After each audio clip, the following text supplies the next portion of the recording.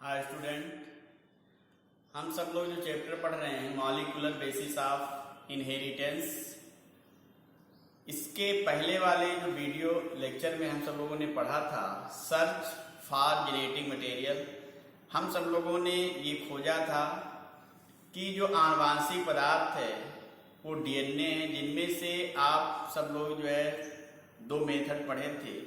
पहला था transforming principal, उसके बाद उसमें था बायोकेमिकल एक्सपेरिमेंट्स, फिर आपने पढ़ा हर्शे चेज का एक्सपेरिमेंट्स। तो लास्ट वाला जो एक्सपेरिमेंट्स था हर्शे चेज का, उन्होंने फाइनली रूप से प्रूव कर दिया था कि DNA is the genetic material, मतलब जो डीएनए होता है एक आनुवांशिक पदार्थ है।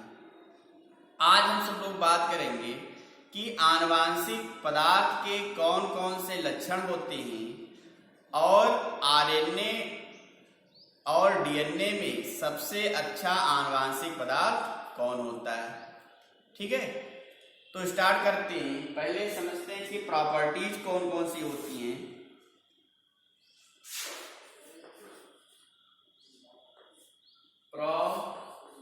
प्रॉपर्टीज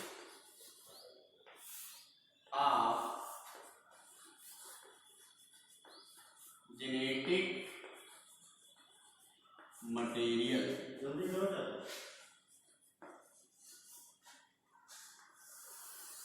जेनेटिक मटेरियल, पहला ये लक्षण होना चाहिए आनुवांशिक पदार्थ के लिए कि उनमें सेल्फ रिप्लिकेशन की क्षमता पाई जाती है। सेल्फ रिप्लिकेशन, रिप्लिकेशन का मीन्स होता है कि जो डीएनए होता है वो स्वयं अपनी संख्या को बढ़ा लेता है, या कह सकते हो पुराने डीएनए से नया डीएनए बनना क्या कहलाएगा, रिप्लिकेशन कहलाता है। तो यहाँ पे स्वतः हो रहा है, इसलिए लगा हुआ है सेल्फ रिप्लिकेशन, मतलब डीएनए या जो आनुवांशिक पदार्थ होते हैं उनमें द्विगुणन की क्षमता पाई जाती है। दूसरा कैरेक्टर्स ये है कि ये जो जेनेटिक मटेरियल होते हैं केमिकली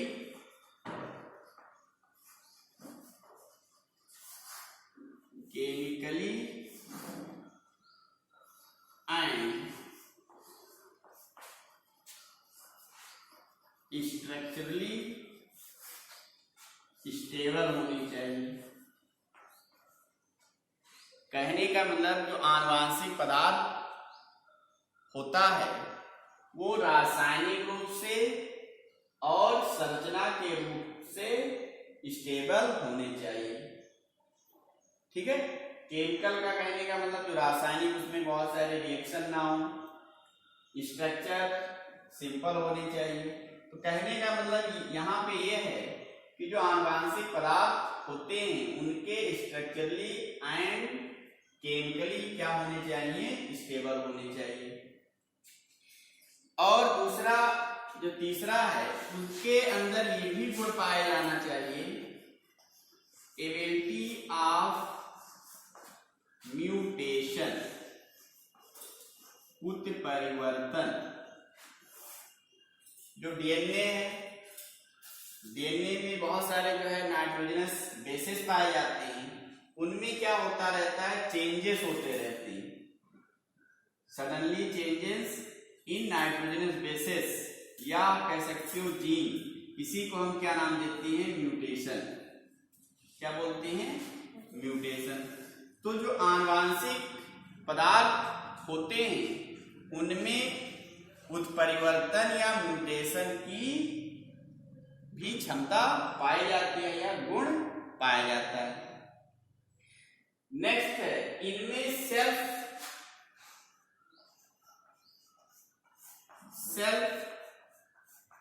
एक्सप्रेशन के भी गुण होने चाहिए। सेल्फ एक्सप्रेशन कहने का मतलब ये है जो जीन हो या जो आनुवांशिक पदार्थ हो स्वतः प्रदर्शित करने की उनमें क्षमता पाई जाती है। जो डीएनए होते हैं आप जानते हो कि जो डीएनए का पार्ट जीन है। जीन जो है अपने आप को लक्षण के रूप में व्यक्त करता है। तो जो डीएनए है उसके अंदर जो है स्वयं या सेल्फ अभिव्यक्त करने की उनके अंदर गुण होने चाहिए। ठीक, तो देखिए जेनेटिक मटेरियल के जो प्रॉपर्टीज हैं उनमें सेल्फ रिप्लिकेशन होने चाहिए।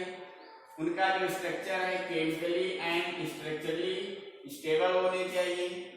उनमें म्यूटेशन मीन्स उत्परिवर्तन के गुण होने चाहिए और स्वतः जो है अभिव्यक्त या एक्सप्रेशन की क्षमता होना चाहिए। ठीक है, अब इसके बाद में हम सब लोग ये कंपेयर करेंगे कि सबसे अच्छा आनुवांशिक पदार्थ क्या है। तुलना करने जा रहे हैं डीएनए और आरएनए में।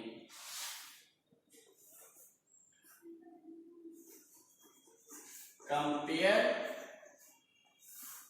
हम सब लोग करेंगे आरएनए और वर्सेस डीएनए कि कौन जो है अच्छा आनुवांशिक पदार्थ होता है। ये हम सब लोग कंपेयर करने जा रहे हैं। तो आप जानते हो कि जो आरएनए होता है,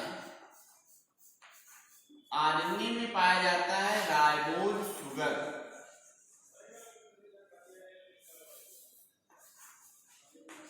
राइबोज शुगर पाया जाता है। अब ये जो राइबोज शुगर है, अगर इसका हम केमिकली स्ट्रक्चर बनाते हैं तो आप देख लीजिए ये स्ट्रक्चर बन रहा है।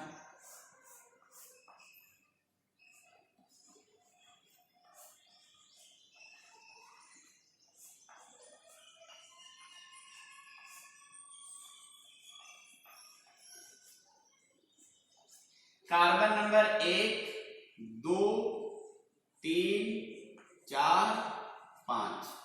अब कार्बन नंबर आप 2 पर देख रहे होंगे कि यहां पर OH ग्रुप प्रेजेंट है।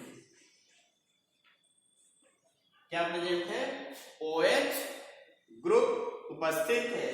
इस उपस्थित के कारण जो आरएनए होता है मोर रिएक्टिव होता है।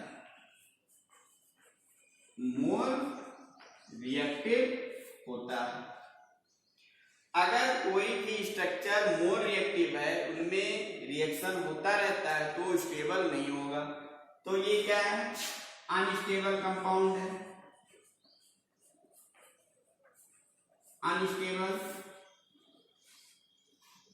ठीक, तो जो राइबोसोम्स होते हैं उसके अंदर पाई जाने वाली जो शर्करा होती है उसके कार्बन नंबर 2 पर OH समूह उपस्थित होता है। OH समूह उपस्थित होने के कारण ये मोर रिएक्टिव होते हैं और मोर रिएक्टिव है इसका मतलब ये अनस्टेबल है। यदि हम बात करें डीएनए का, तो डीएनए में आप जानते हो तो जो डीएनए में शर्करा जो पाई जाती है DRC राइबोज शुगर पाया जाता है और इस शुगर में OH समूह कार्बन नंबर 2 पे एब्सेंट होता है। एब्सेंट होगा मतलब ये जो होंगे कंपाउंड ये स्टेबल होते हैं। तो जो डीएनए है क्या है? स्टेबल है। क्यों? क्योंकि इसके कार्बन नंबर 2 पे जो शर्करा पाई जाती है वहां पे OH ग्रुप नहीं प्रेजेंट है। तो ये निकल के आ रहा है यहां पे कि DNA is the more stable then RNA.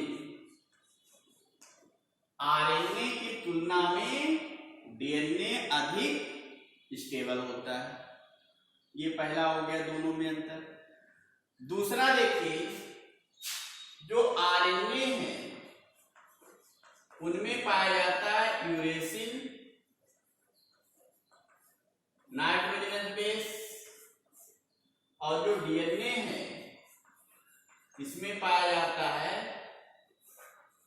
Thymine nitrogenous base. अब आरएनए के अंदर यूरेसिल है तो ये क्या है, लेस स्टेबल होता है और ये मोर स्टेबल होता है।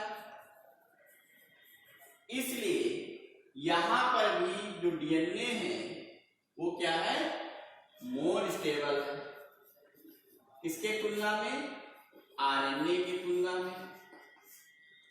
ये बात हो गई। फिर देखिए म्यूटेशन, तो डीएनए में आरएनए में mutation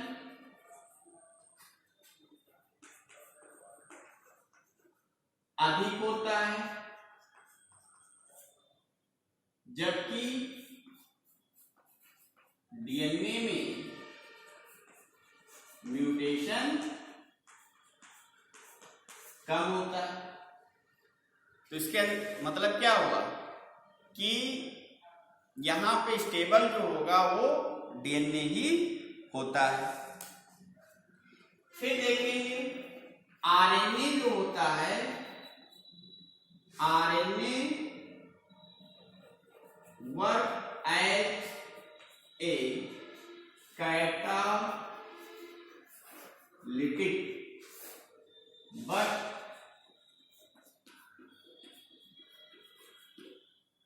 but DNA is not catalytic. जो आरएनए होते हैं ये उत्प्रेरक की तरह कार्य करते हैं, जबकि जो डीएनए होता है ये उत्प्रेरक की तरह कार्य नहीं करता है। तो इस गुण के आधार पर या इस लक्षण के आधार पर डीएनए को बेस्ट जेनेटिक मटेरियल माना जाता है कंपेयर टू आरएनए। फिर से एक बार हम सब लोग देख लेते हैं आरएनए वर्सेस डीएनए में सबसे अच्छा आनुवांशिक पदार्थ कौन है। तो पहला जो कैरेक्टर्स है कि आरएनए में राइबोज शुगर प्रेजेंट है, तो राइबोज शुगर के कार्बन नंबर 2 पर OH समूह उपस्थित होता है।